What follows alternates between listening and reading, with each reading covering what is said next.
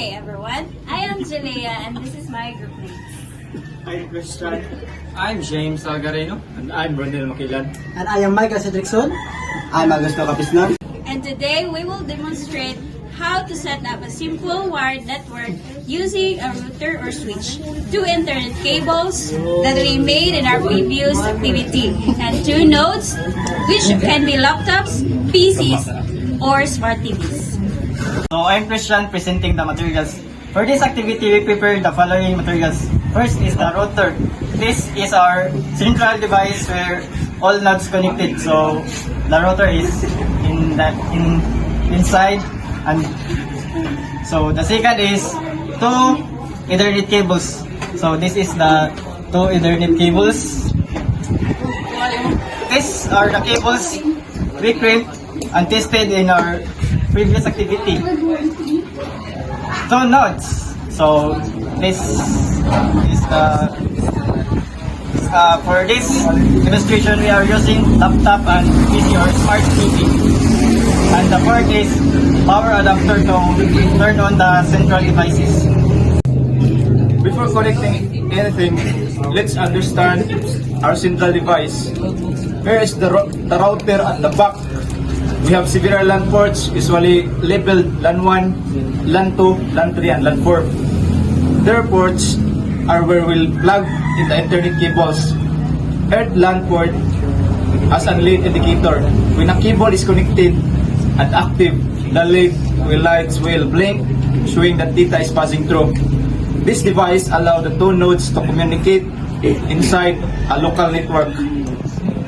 Now, we will start connecting the devices. Starting with step 1, connect node 1.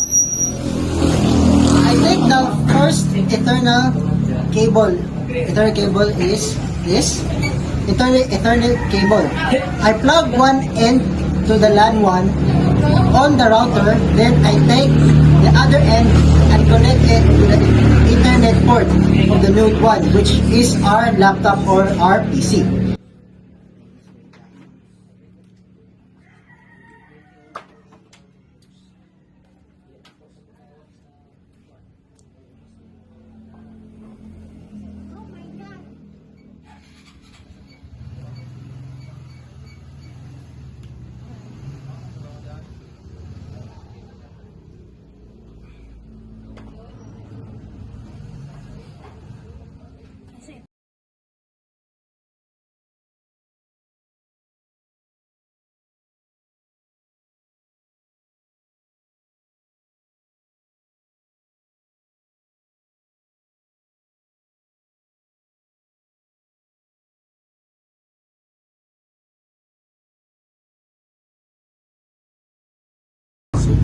For the second cable, we do the same exact process.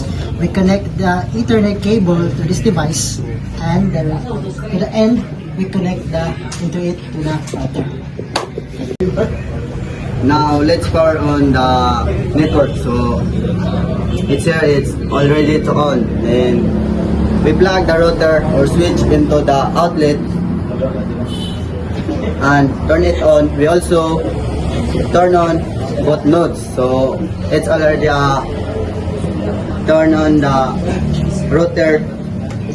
So we look at the router LAN lights. If LAN 1 and LAN 2 lights are blinking, it means both cables are connected properly and the nodes are active. So let's